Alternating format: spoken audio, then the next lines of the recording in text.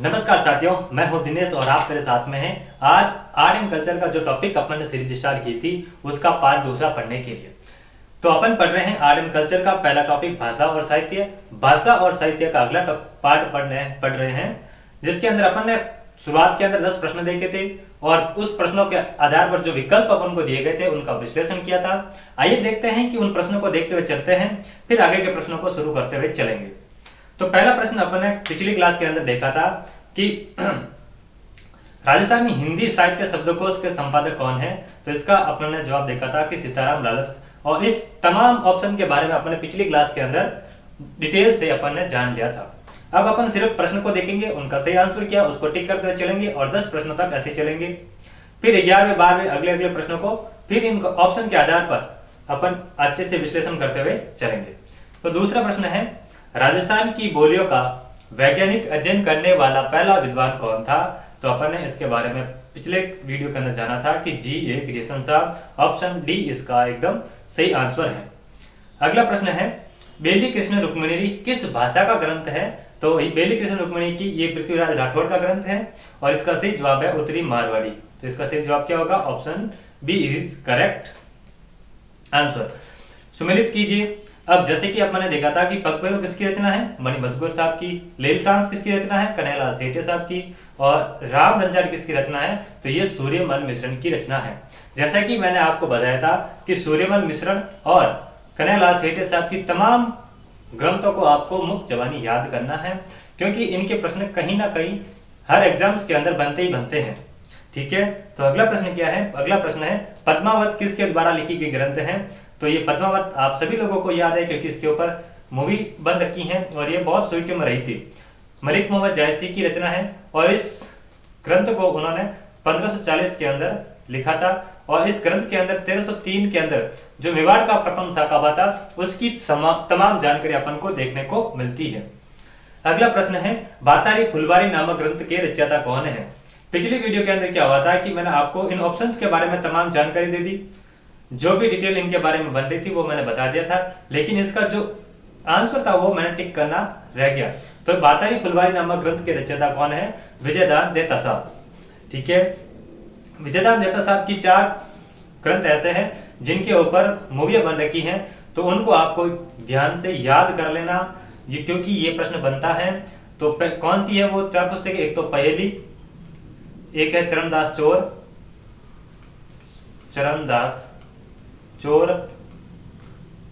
और कौन सी है, एक है दुविधा और एक है परिणिति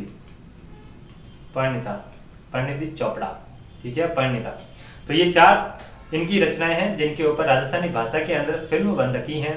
तो बातारी फुलवारी नामक ग्रंथ के रचयिता कौन है, विजयदान देता साहब। अगला प्रश्न देखते हैं, सुमेलित कीजिए। ये आपको सुमेलित करना है। बिरमायन किसकी रचना है, बादल ठाटी की। हमीरान किसकी रचना है, भांडु व्यास की। कीर्तार बावनी किसकी रचना है, दुर्सा हाडा की। और रुकना द्रुप किसकी रचना है, मंचाराम सेवक की। बिरमायन के बारे में कहा जाता है कि इसका जो मूल नाम क्या था वो था बादल डाडी की निशानियां। क्या नाम था, बादल डाडी की निशानियां। इनके बारे में अपन ने तमाम जितनी प्रकार की संभावनाएं थी जानकारी बनने की, उन सब की अपन ने चर्चा पिछले ही वीडियो के अंदर कर रखी है। अगला प्रश्न है, निम्नलिखित लेखकों में किसकी कहानी पर आधारित फिल्म पहेली का निर्माण अमोल पालेकर द्वारा किया गया। इस प्रश्न के अंदर देखो 2 प्रश्न बने हुए हैं। पहला प्रश्न क्या है कि फिल्म किस पर बनी हुई है, पहेली पर। बनाया किसने, अमोल पालेकर साहब ने। ठीक है, तो ये चीज आप ध्यान रखना। पिछले वीडियो के अंदर अपन ने इसकी जानकारी देख रखी है कि विजयदान देता की जो 4 ग्रंथ हैं उनके ऊपर फिल्म बन रखी है, एक पहेली, एक दुविधा, एक चरणदास चोर, एक परिणिता। ठीक है, अगला प्रश्न देखते हैं, निम्नलिखित में से सूर्यमल मिश्रण की रचना नहीं है। तो सूर्यमल मिश्रण की रचना कौन सी नहीं है, वंश भास्कर किसकी रचना है, सूर्यमल मिश्रण साहब की रचना है। बलवंत विलास किसकी रचना है, सूर्यमल मिश्रण साहब की है। वीर सत्सई किसकी रचना है, ये भी सूर्यमल मिश्रण साहब की रचना है। लेकिन जो ये धरती धोरारी है, अपन ने शुरुआती प्रश्नों के अंदर देखा था कि धरती धोरारी किसकी रचना है, ये कन्हैयालाल सेठ साहब की रचना है। धरती धोरारी ई पर देव रमन ने आवे ईरो जश्न नारी गावे धरती धोरारी, ये वाली रचना किसकी है, ये कन्हैयालाल सेठिया की बहुत ही सुंदर रचना है जो राजस्थान वासियों के रग रग में बसी हुई है। अगला प्रश्न देखते हैं, निम्नलिखित में से कन्हैयालाल सेठिया की रचना नहीं है। कन्हैयालाल सेठिया की रचना कौन सी नहीं है? देखो, एक शब्द का वाक्य शब्द बताता हूं मैं। ये जो नहीं होता है ना, इसको हमेशा एक बिंदी के साथ में लिखा जाता है, नहीं। ठीक है, कन्हैयालाल सेठिया की रचना नहीं आपको बतानी है। जैसे कि पीतल और पातल किसकी रचना है? ये कन्हैयालाल सेठिया साहब की रचना है। लीलटांस किसकी रचना है? ये कन्हैयालाल सेठिया साहब की रचना है। अब मेरे को वन फूल के बारे में याद नहीं कि यह वन फूल किसकी रचना है, तो मैं क्या करूंगा, मैं अगला ऑप्शन देखूंगा, वीर विनोद। अगर मेरे को वीर विनोद के बारे में याद आ गया ये किसकी रचना है, तो वन फूल मेरे को याद है या नहीं है कोई मैटर नहीं करेगा। जैसे कि मेरे को पता है कि वीर विनोद किसकी रचना है, तो ये श्यामल दास की रचना है। किसकी रचना है? श्यामल दास की रचना है। तो इसका मतलब क्या हुआ कि इसका सही जवाब क्या होगा? वीर विनोद होगा। इसका मतलब ये वन फूल भी किसकी रचना है? ये वन फूल भी कन्हैयालाल सेठिया की रचना है। ये थे पिछली क्लास के 10 प्रश्न जिनके बारे में अपन ने संपूर्ण रूप से विस्तार से इसकी चर्चा अपन ने कर रखी थी और एक क्विक रिवीजन अपन ने यहाँ पे कर लिया। अब अगला प्रश्न देखते हैं, उसके ऑप्शन को देखते हुए चलेंगे। ठीक है, तो अगला प्रश्न है 11वां प्रश्न देखते हैं। राव जयतशिरो छंद, राव जयतशिरो छंद के रचनाकार कौन है आपको बताना है। राव जयतशिरो छंद। अब ये राव जयतसी कहाँ के राजा है? ये राव जयतसी बीकानेर के राजा है। कहाँ के राजा है? ये बीकानेर के राजा है। अच्छा, इनके पुत्र का नाम क्या है? कल्याणमल। क्या नाम है? कल्याणमल। अपन ने कल्याणमल के बारे में एक जानकारी शुरुआत क्लास के अंदर सीखी थी कि कल्याणमल के बेटे पृथ्वीराज राठौड़ जिनको अकबर ने गागरन की क्या दी थी? जागीर दी थी पृथ्वीराज राठौड़ को। और पृथ्वीराज राठौड़ का एक बहुत ही अच्छा ग्रंथ है जिसका नाम है वेली कृष्ण रुक्मिणी। ये कौन सा ग्रंथ है? ये वो ग्रंथ है जिसके बारे में दुर्सा आडा ने बोला था कि ये पांचवा वेद और क्या है, और 19वां पुराण है। क्या बोला था कि ये 5वां वेद और 19वां क्या है? ये 19वां पुराण है। ये अगर आपसे पूछे कि 5वां वेद और 19वां पुराण वेली कृष्ण रुक्मिणी इसे किसने कहा, तो आप क्या कहेंगे? इसको कहने वाले थे दुर्सा आडा। दुर्सा आडा कौन से? अभी जिनके बारे में अपन ने पढ़ा था कि दुर्सा आडा जिन्होंने कीर्तार बावनी नामक ग्रंथ की रचना की थी। ठीक है, तो ये राव जयतसी का छंद इस ग्रंथ के अंदर अपन को देखने को मिलता है कि यहाँ पे बीका से लेकर कहाँ तक का जानकारी मिलती है? लूणकरण तक की जानकारी अपन को देखने को मिलती है। कहाँ तक की जानकारी मिलती है? लूणकरण तक की जानकारी मिलती है। और इस ग्रंथ के अंदर ये कहा गया है कि ये जो जयतसी है और जयतसी और कामरान के युद्ध का वर्णन मिलता है। कामरान का युद्ध का वर्णन अपन को इस ग्रंथ के अंदर मिलता है।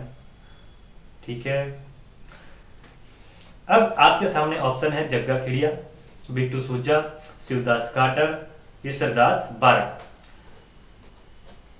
जग्गा खिड़िया के बारे में कहा जाता है कि इन्होंने एक ग्रंथ की रचना की थी जिसका नाम है वचनिका राठौड़ रतन सिंह महेश दासोत्री।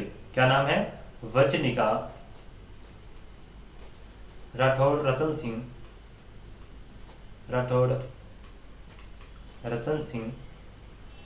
महेश दासोत्री। अगर आपसे कभी भी पूछ ले कि वचनिका राठौड़ रतन सिंह महेश दासोत्री ये किसकी रचना है? ये जग्गा खिड़िया की रचना है। अच्छा, ये रतन सिंह कहाँ के राजा थे? राठौड़ रतन सिंह ये धर्मत के राजा थे। समाप्त कीजिए, रतलाम के शासक थे। कहाँ के शासक थे? ये रतलाम के शासक थे। अच्छा, ये रतलाम के शासक थे तो अपन इनको राजस्थान के इतिहास में क्यों पढ़ते हैं? क्योंकि ये राठौड़ राजा हैं और ये राठौड़ राजा यहाँ से गए थे रतलाम। ठीक है, कहा जाता है कि धर्मत के युद्ध में राठौड़ रतन सिंह धर्मत के युद्ध में जब मुगल उत्तराधिकारी युद्ध चल रहा था औरंगजेब और किन के बीच में? अपने भाइयों के साथ में। औरंगजेब के भाई कौन सा? औरंगजेब का भाई दारा। कौन था? माफ कीजिए, दारा। इन दोनों के बीच में जब युद्ध चल रहा था तो ये रतलाम के शासक राठौड़ रतन सिंह, ये धर्मत वाले युद्ध की बात कर रहा हूं ना, तो राठौड़ रतन सिंह किसकी तरफ से थे? तो ये दारा की तरफ से लड़ रहे थे। किसकी तरफ से लड़ रहे थे? ये दारा की तरफ से औरंगजेब के विरुद्ध लड़ रहे थे। ठीक है, ईश्वरदास बारट के बारे में कहा जाता है कि इन्होंने हाला झालारी कुंडलिया नामक ग्रंथ की रचना की थी। हाला झालारी कुंडलिया। क्या नाम है? ग्रंथ का नाम क्या है? हाला झालारी कुंडलिया। अगर आपसे पूछ ले कि हाला झालारी कुंडलिया किसकी रचना है, तो ईश्वरदास बारट की रचना है। एक अपन पढ़ते हैं केसरी सिंह बारट। क्या पढ़ते हैं? केसरी सिंह बारट। उन्होंने क्या लिखा था? उन्होंने लिखा था चेतावनीरा चुंगटिया। चेतावनीरा चुंगटिया। अगर आपसे पूछ रहे चेतावनीरा चुंगटिया ये केसरी सिंह बारट ने किन के लिए लिखा था, तो ये मेवाड़ के राणा के लिए लिखा था। मेवाड़ के राणा कौन? फतेह सिंह के लिए लिखा था। किन के लिए लिखा था? मेवाड़ के राणा फतेह सिंह के लिए लिखा था। ठीक है। शिवदास गार्डन के बारे में कहा जाता है कि इनकी एक बहुत ही सुंदर रचना है जिसे कहते हैं अचलदास खींचरी वचनिका। अचलदास खींचरी वचनिका। अचलदास खींचरी वचनिका। अचलदास खींचरी वचनिका। अचलदास कहाँ के शासक थे? तो ये घाघरम दुर्ग के शासक थे। ये घाघरम के शासक थे। कहाँ के शासक थे? ये घाघरम दुर्ग के शासक थे। इनके बारे में कहा जाता है, इस ग्रंथ के बारे में ये कहा जाता है कि ये मांडू के सुल्तान, कहाँ के सुल्तान? मांडू के सुल्तान होसांग शाह के बीच हुए युद्ध का वर्णन इसके अंदर देखने को मिलता है। ये होसांग शाह के साथ किसका युद्ध होता है? तो होसांग शाह और अचलदास खिलजी के साथ में युद्ध का वर्णन अपन को किस ग्रंथ के अंदर देखने को मिलता है? तो अचलदास खिलजी के साथ ये युद्ध का वर्णन मिलता है। तो राव जयसिंह छंद के रचनाकार कौन है? तो राव जयसिंह छंद के रचनाकार है बिट्टू सुजा। इस प्रश्न का सही जवाब क्या होगा? बिट्टू सुजा। Option number B is correct answer. आइए देखते हैं अगला प्रश्न। इस प्रश्न से संबंधित तमाम जानकारी जितनी भी बनने की संभावना थी वो मैंने आपके साथ में शेयर की है। बिट्टू सुजा का ग्रंथ राव जयसिंह छंद, जिसके अंदर बीका से लेकर लोटकरम तक की जानकारी अपन को मिलती है।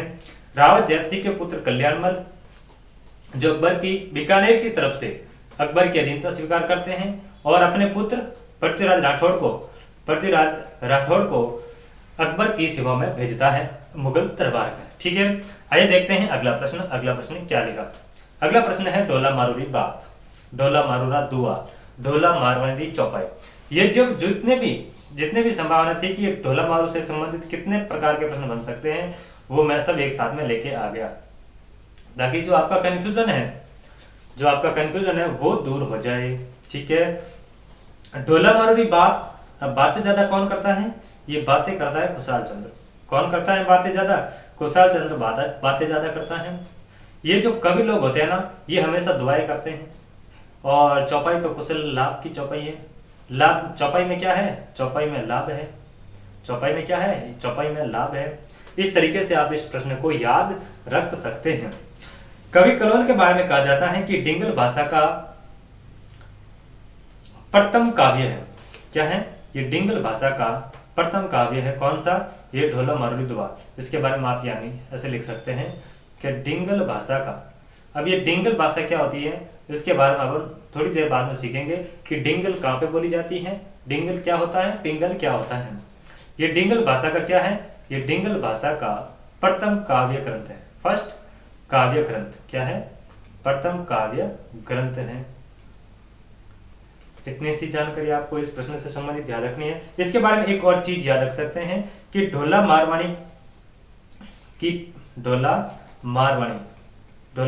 यानी कि ढोला मारू, ये क्या है? ये ढोला मारवाणी का इसके अंदर क्या मिलता है? प्रेमाख्यान देखने को मिलता है। क्या देखने को मिलता है? प्रेमाख्यान देखने को मिलता है। ठीक है। आइए देखते हैं अगला प्रश्न। अगला प्रश्न क्या बनेगा?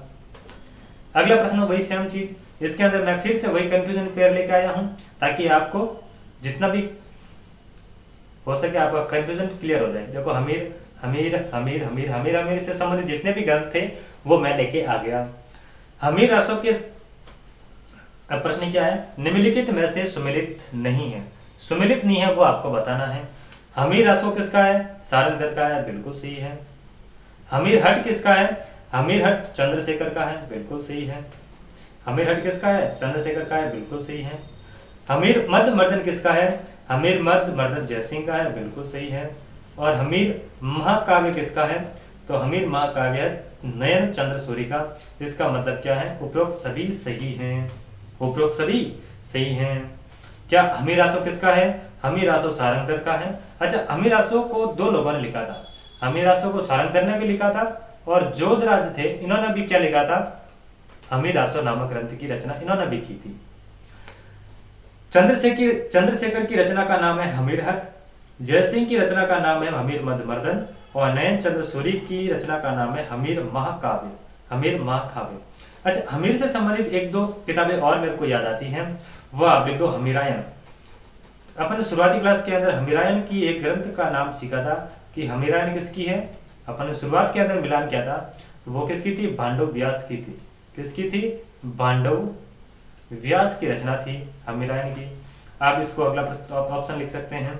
एक हमीर नाममाला नामक नाम करके भी एक ग्रंथ आता है, हमीर नाममाला। क्या नाम आता है, हमीर नाममाला। हमीर नाममाला के बारे में कहा जाता है कि ये हमीरदान रत्नों ने लिखी थी। किसके द्वारा लिखी गई थी, हमीरदान रत्नों की रचना है। किसका नाम है, हमीर नाममाला।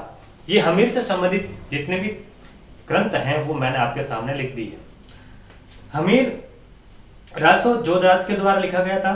किसके द्वारा लिखा गया था, जोधराज के द्वारा लिखा गया था। और इसमें यह कहा गया है कि ये नीम राणा के चंद्रभान के आश्रित कवि थे। कौन, नीम राणा के, जो जोधराज थे, जोधराज नीम राणा के आश्रित कवि थे। किसके आश्रित कवि थे, चंद्रभान के आश्रित कवि थे। किसके आश्रित कवि थे, चंद्रभान। नीम राणा कहां पे पड़ता है, नीम राणा अजमेर के अंदर पड़ता है। कहां पे पड़ता है, नीम राणा अजमेर के अंदर। अच्छा, ये जो हमीर रासो है, हमीर रासो के अंदर अपन को किसका युद्ध वर्णन देखने को मिलता है, अलाउद्दीन खिलजी और अमीरदेव चौहान। अमीरदेव चौहान। अगर आपसे पूछ ले कि हमीर रासो किसकी रचना है, तो आप वो कह सकते हैं कि वो सारंगधर की रचना है, और आप ये भी कह सकते हैं कि वो जोधराज की रचना है। अच्छा, जोधराज की जो रचना है हमीर रासो, इसके अंदर किसका वर्णन देखने को मिलता है, अलाउद्दीन खिलजी और हमीरदेव चौहान का जो युद्ध हुआ था, जिसे क्या कहते हैं, रणथंभौर का प्रथम शाखा कहते हैं। क्या कहते हैं, रणथंभौर का प्रथम शाखा कहते हैं। प्रथम शाखे में क्या होता है, एक जौर होता है और एक केसरिया होता है। ठीक है, इतनी सी बात आपको याद रखनी है। चंद्रशेखर के बारे में एक दो बातें देख लेते हैं। चंद्रशेखर के बारे में कहा जाता है कि बूंदी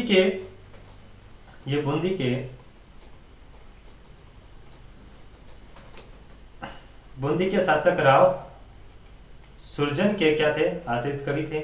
और इन्होंने इनके नाम पर क्या लिखा था, सुरजन चरित्र नामक ग्रंथ की रचना इन्होंने की थी। साथ ही साथ में किसकी रचना की थी, सुरजन चरित्र। अगर आपसे ये पूछ ले कि सुरजन चरित्र किसकी रचना है, तो आप क्या कहेंगे, सुरजन चरित्र रचना जो है वो चंद्रशेखर की रचना है। ठीक है, इतनी सी बातें आपको इस प्रश्न से संबंधित याद रखनी है। आइए देखते हैं अगला प्रश्न। अगला प्रश्न क्या बनेगा, निम्नलिखित में से पंडित गौरीशंकर हीराचंद ओझा की रचना नहीं है। आपको बतानी है कि पंडित गौरीशंकर हीराचंद ओझा की रचना कौन सी नहीं है।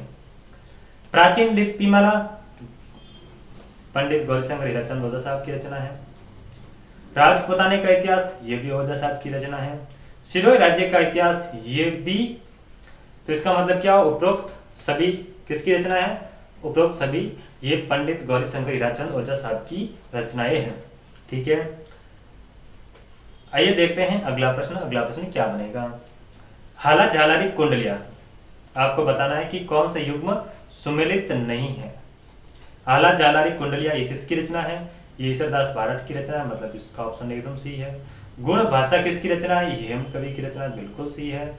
महादेव पार्वती री बेली ये किसकी रचना है, शिवदास काडणी की, मेरे को याद नहीं है। राव जयप्रसिद्ध चंद ये किसकी रचना है, ये अपने पिछले प्रश्न के अंदर देखा था कि ये बिट्टू सुजा की रचना है।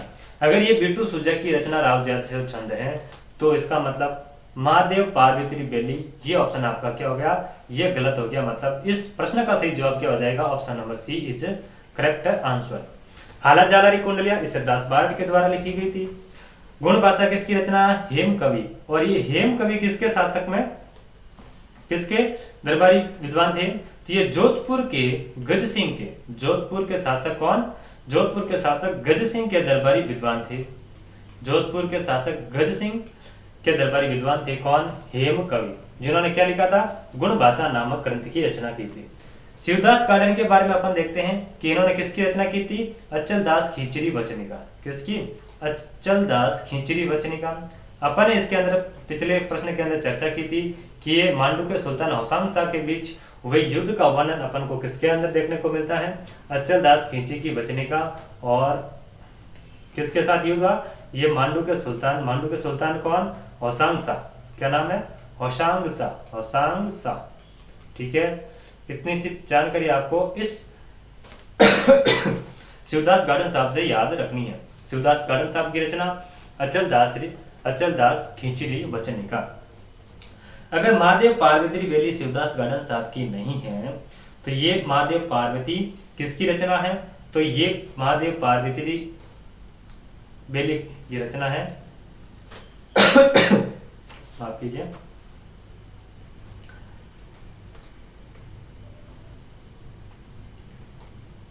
कवि संजोहला। क्या नाम है? कवि संजोहला। थोड़ा सा अजीब सा नाम है लेकिन आपको याद रखना है क्योंकि ये प्रश्न पिछले वैकेंसियों के अंदर पूछा गया है, तो इसलिए ये इंपॉर्टेंट बन जाता है कि महादेव पार्वती बेली किसकी रचना है? कवि संजोहला की रचना है। राव जयसिंह छंद, ये बिट्टू सुजक की रचना है। राव जयसिंह छंद अपन इसके अंदर देखा था, ये बीकानेर के शासक है। ठीक है, आइए देखते हैं अगला प्रश्न क्या बनेगा। पृथ्वीराज रासो ग्रंथ के लेखक कौन है? पृथ्वीराज रासो के ग्रंथ के लेखक कौन है आपको बताना है। तो पृथ्वीराज रासो के लेखक कौन थे? अपन ने पिछले प्रश्न के अंदर इसकी चर्चा कर रखी थी। पृथ्वीराज रासो ग्रंथ के रचनाकार हैं चंद्रबरदाई। कौन है? चंद्रबरदाई। पृथ्वीराज रासो सम्राट पृथ्वीराज किन मूवी देख रखी है? अगर उन्होंने ये मूवी देख रखी है तो इन चंद को आपको याद आ गया होगा। ये चंद पृथ्वीराज राठौड़ के परम मित्र होते हैं और पृथ्वीराज इन्हें कहता है चंद, मेरे मित्र चंद, मेरे भाई चंद। ठीक है, तो ये किसकी रचना है? पृथ्वीराज राठौड़, चंद्रबरदाई की रचना है। नागरदास के बारे में कहा जाता है कि इन्होंने नागर समुच्चय नामक ग्रंथ की रचना की थी। किस ग्रंथ की रचना की थी? नागर समुच्चय नामक ग्रंथ की रचना की थी। सूर्यमान मिश्रण के बारे में आपको तमाम ग्रंथ याद हैं, जैसे कि वंश भास्कर, जैसे कि बलवंत विलास। क्या नाम है? बलवंत विलास, सत्ती रासो। ये सब ग्रंथ आपको याद रखने हैं। नरपति नालक के बारे में ये कहा जाता है कि इन्होंने बिसल देव रासो नामक ग्रंथ की रचना की थी। किस ग्रंथ की रचना की थी? बिसल देव रासो। नाम क्या ग्रंथ का नाम? बिसल देव रासो नामक इस ग्रंथ की रचना किसने की थी? तो नरपति नाला ने बिसल देव रासो की रचना की थी। और ये बिसल देव कौन से हैं?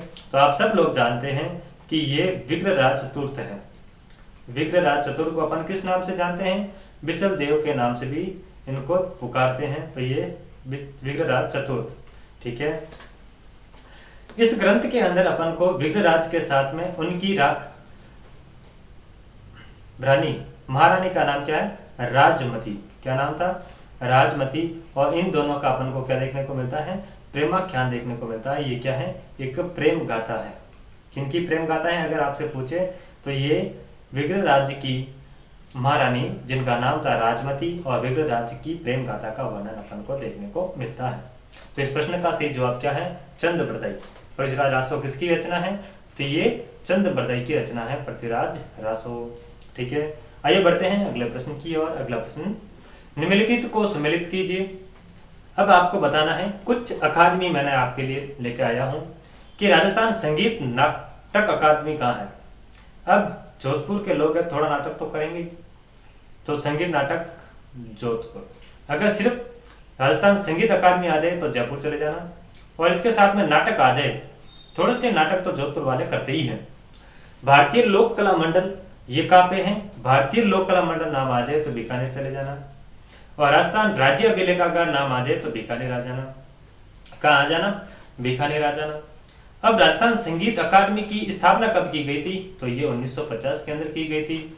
और इसकी नाटक की स्थापना कब की गई थी? 57 साल की उम्र में इन्होंने नाटक करने प्रारंभ किए थे।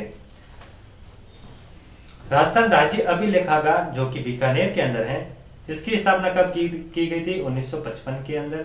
और भारतीय लोक कला मंडल जो कि उदयपुर में है, इसकी स्थापना कब की गई थी? तो इसकी स्थापना की गई थी 1952 के अंदर।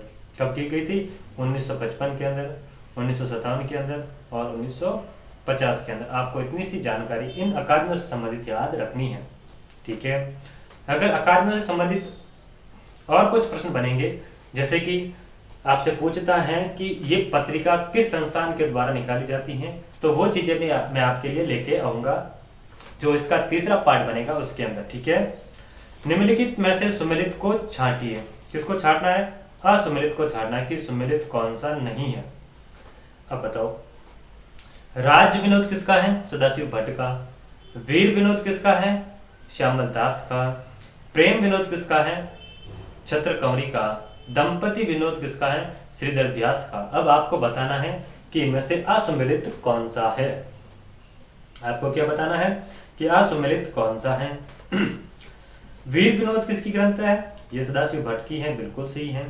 वीर विनोद श्यामल दास की, अपन ने इसके बारे में चर्चा कर रखी है। इसमें कहा गया है कि राणा कुंभा ने मेवाड़ के अंदर 32 दुर्ग बनाए 84 में से।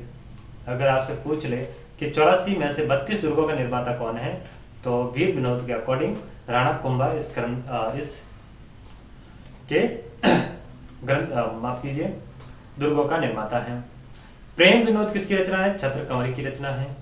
प्रेम विनोद किसकी रचना है? छत्र कंवरी की रचना है। छत्र कंवरी किनकी पुत्री थी? तो छत्र कंवरी के बारे में कहा जाता है कि यह सावंत सिंह की पोती थी। सावंत सिंह की पोती थी। सावंत सिंह कौन से? किशनगढ़ के शासक। सावंत सिंह की कौन थी? पोत्री थी किशनगढ़ के। सावंत सिंह के अगर जब आप चित्रकला पढ़ते हैं तो सावंत सिंह का किशनगढ़ चित्रकला के अंदर अपन इनका जिक्र देखते हैं। अपन इनकी मोटी मोटी जानकारी वहां पे देखेंगे कि सावंत सिंह कौन थे, बड़ी ठणी कौन थी, उन सब की जानकारी अपन देखेंगे वहां पे। दंपति विनोद किसकी रचना है? श्रीधर व्यास। श्रीधर व्यास के बारे में कहा जाता है कि इन्होंने रणमल छंद नामक ग्रंथ की रचना की थी। किस ग्रंथ की रचना की थी? रणमल छंद।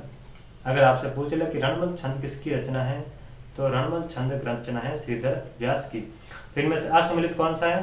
दंपति विनोद। Option number D is correct answer. Shridhar Vyas की रचना का नाम है रणमल छंद। अच्छा, अगर रणमल छंद श्रीधर व्यास की रचना है तो दंपति विनोद किसकी रचना है? तो दंपति विनोद के बारे में कहा जाता है कि ये जोशी राय की रचना है। किनकी रचना है? जोशी राय की रचना है। और ये सुखकारिका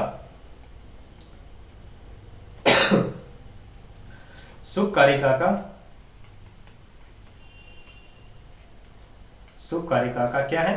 राजस्थानी अनुवाद है। क्या है? राजस्थानी अनुवाद। सुखकारिका का राजस्थानी अनुवाद कौन सा है? दंपति विनोद। ठीक है, इतनी सी जानकारी आपको इस प्रश्न से संबंधित याद रखनी है। ये जो रणमल छंद है, ये कौन है? ये रणमल राठौड़ है। कौन है? ये रणमल राठौड़ है। और ये कहाँ के शासक है? तो ये ईडर के राजा हैं। कहाँ के राजा हैं? ईडर के राजा हैं। कहाँ के राजा हैं? ईडर के राजा हैं। ठीक है, आइए देखते हैं अगला प्रश्न। अगला प्रश्न क्या बनेगा? निम्नलिखित को सुमेलित कीजिए। अब आपको सुमेलित करना है कि कौन सा ग्रंथ किसका है। और ये आचार्य से संबंधित जितने भी ग्रंथ थे, थोड़े से अजीब नाम, थोड़े से मुश्किल नाम याद करने में, तो वो मैं आपके सामने लेके आया हूं। तो आप बताइए कि आचार्य हरिभद्र किसकी रचना है? आचार्य मेरुतुंग किसकी रचना है? पंडित जीवधर किसकी रचना है? और वज्रसेन सूरी किसकी रचना है? और ये प्रश्न है आपका होमवर्क। ये क्या है? आपका होमवर्क है। ये आपको इसकी रिसर्च करनी है कि ये किसकी रचना है, कौन सा सुमेलित है और कौन सा सुमेलित नहीं है। अगर आचार्य हरिभद्र सूरी किसकी रचना है, आचार्य मेरुतुंग किसकी रचना है, पंडित जीवधर किसकी रचना है, वज्रसेन सूरी किसकी रचना है, ये आपका होमवर्क है। और अपन इनके बारे में अगली क्लास में चर्चा करेंगे। मिलते हैं अगली क्लास में, तब तक के लिए धन्यवाद। है।